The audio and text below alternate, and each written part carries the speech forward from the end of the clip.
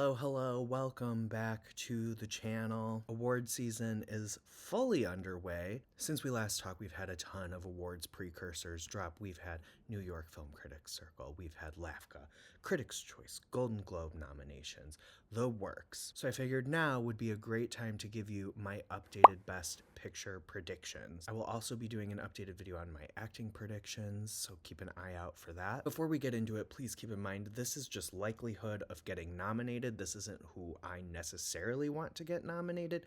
This is just who I think they are going to go for based on precursors and a bunch of other factors, and it is in likeliness of getting nominated. We're not talking about the winner in this one. Although after this past week, my number one slot is looking pretty strong as a frontrunner to win Best Picture. Let's jump right into it with one battle after another. I have that in the number one slot right now. It is picked up, I think, as of filming, like 6 wins for Best Picture and a slew of other nominations. It's coming out of the gate strong. At number 2 and 3, I have Sinners and then Hamnet. The top 3 itself has not changed, just the order it's changed in. I think Hamnet did really well on the festival circuit, but it is waning a little bit. I do think Sinners was always going to be a heavy player, but it is coming in even stronger than some were predicting it to, and that's really exciting. So that's why I have it at 2. At number 4, I have Marty Supreme. This got really great early critical reception. I think it's going to show up in a lot of places. I don't think it is win competitive like some people are reporting it to be, but I do think it's going to have a big presence, and that includes Best Picture. I think it's pretty safe to show up in Best Picture. Number 5, I have Sentimental Value. I've kind of kept it at 5 since I've started this Best Picture prediction. Came out really strong at Cannes. Kind of dissipated a little bit, but not in a bad way. It is just maintaining its momentum. It's showing up where it needs to, and it's showing up strong. This is where the order starts to change a little bit. At number 6 now, I have It Was Just an Accident. I've always had this in my Best Picture 10 since it took home the palm, but I just feel more and more certain about it as a lock as time goes on. It is showing up where it needs to. Jafar Panahi has picked up a couple prizes, both in screenplay and directing, which is really exciting to see, and I think it is just steadily building a lot of momentum heading into the season. At number 7, I have Frankenstein. This film's presence was a little iffy in a Best Picture lineup a bit ago, but I do think it is safe to say it's pretty locked. I think the reception has warmed substantially since its initial premiere, and I do think a lot of the awards bodies, a lot of the critics bodies are loving it. These last 3 slots are where things start to get a little hairy, and it's where my biggest changes come into play. At number 8 right now, I have The Secret Agent. The Secret Agent has been showing up strong in the international categories. Wagner Moura has consistently been present in the Best Actor conversation. It won Best International Feature at LAFCA and then was runner-up for Best Picture, losing to One Battle at LAFCA, which is huge. And it just picked up a Best Drama nomination at the Golden Globes. It's got Neon behind it. I think it's slowly but steadily building. It just premiered in New York and LA, and it's slowly rolling out throughout the month. I think if we want to just compare for comparison's sake, I'm Still Here, the Brazilian entry for international feature last year, was nowhere near what Secret Agent was in terms of momentum. I don't think I'm Still Here was on people's Best Picture radar. Fernanda Torres picked up a Best Actress Golden Globe nomination, but that was more of a surprise. A lot of people weren't predicting that going into that. Whereas here, I think The Secret Agent is like just everywhere. It is everywhere, and it has kind of no signs of slowing down at this moment. At number 9, I have Begonia. I had Begonia in my very early predictions, and then I took it out because it didn't seem like it was being as universally praised as some of the other Yorgos Lanthimos, Emma Stone films. It has had a strong showing at these precursors. It got in at AFI. It got in for Best Picture at the Critics' Choice Awards, Best Picture Comedy or Musical at the Golden Globes, Best Picture for Gotham's. Emma Stone and Jesse Plemons are showing up as well. I think Begonia is doing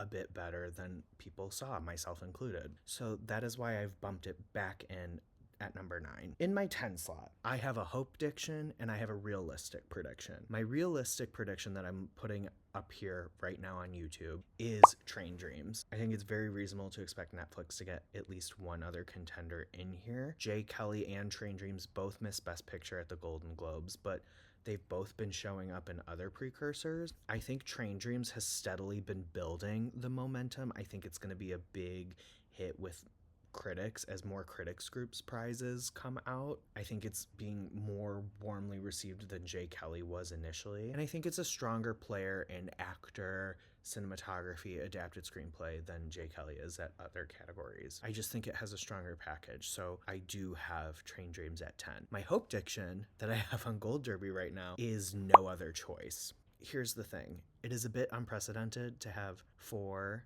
international films in the Best Picture lineup, much less 4 from one studio. That's crazy. But I think No Other Choice is doing really well. It's showing up where it needs to be. It had a great showing at the Globes. It showed up in Best Picture, Comedy or Musical, and Adapted Screenplay, and Actor, and International Feature. That's amazing. If it can sustain that momentum, maybe some precedent can be broken. That would be a really cool thing to happen. So that's my hope. Now, in the 12th slot, I have Jay Kelly. I don't think Jay Kelly and Train Dreams will get in. It's going to be one or the other. I think a lot of people in the Academy are going to like Jay Kelly because it is about the movies. They love that stuff. Like I mentioned with Train Dreams though, Jay Kelly didn't get the warmest reception, and it didn't get an upswing like Frankenstein did. Frankenstein kind of stumbled on opening, but it managed to have a comeback and gain momentum. Jay Kelly really didn't do that. It showed up in some precursors for Best Picture, but then it missed at the Globes. Train Dreams did too, but I was a bit confused by that. So yeah, I don't know. And plus I think George Clooney and Adam Sandler, who are the acting contenders for this film, are not in the consensus 5. They are kind of just hovering on the bubble at the 6 and 7 slots. So yeah, I don't think Jay Kelly is happening. At number 12, this really pains me, I have Wicked for Good. Wicked for Good showed up at Critics' Choice. It made AFI and NBR, which a lot of people were taking as a good sign, right? Wicked for Good opened to more tepid reviews than its predecessor, so people really needed that to justify putting it in a Best Picture lineup. Then it missed Best Comedy or Musical at the Golden Globes. I think that was the biggest shocker. That was the Best Picture lineup it should have showed up in easily, and it did not. It got 2 actress nominations, it got 2 song nominations. I'm shocked. Cynthia Erivo missed at Critics' Choice Awards, and granted, critics don't vote for the Oscars, but I just am getting nervous for it. I am getting really nervous. I think it'll still have a showing at the Oscars, but I don't know that it'll be as strong as its first part. When I initially did my Best Picture predictions before Wicked for Good came out, I had it pretty high. I thought it was pretty set, and I remember saying, unless it's a complete disaster, I don't see it missing. Well, the reception, despite me loving it, has not been on its side. Tiny sliver of hope is SAG Ensemble and PGA, but I don't know that it will happen. I think its strongest chances right now are supporting actress, costume, makeup, production, and song.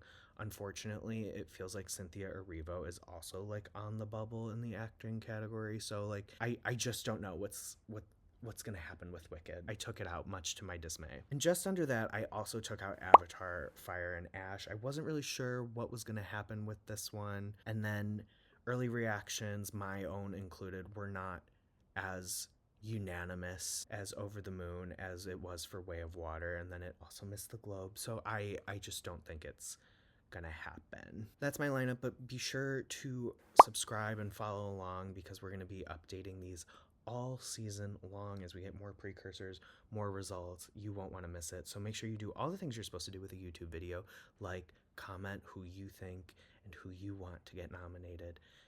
Subscribe, share, follow me everywhere, and I'll see you on the next one. Bye! I forgot to do it. Bye!